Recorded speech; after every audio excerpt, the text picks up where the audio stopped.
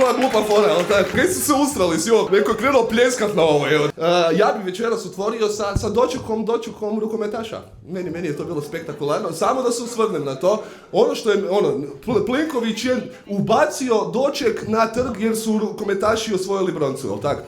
Kaj bi se dogodilo da je ekipa došla sa zlatom, jebem ti bater?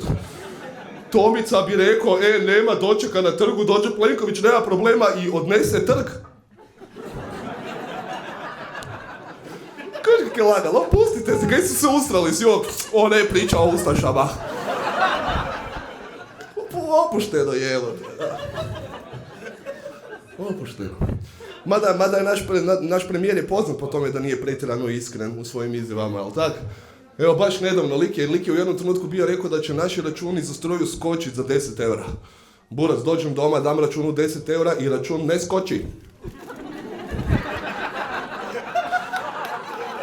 Neko je krenuo pljeskat na ovo, evo. Koji krk života? Koja glupa fora, jel tako?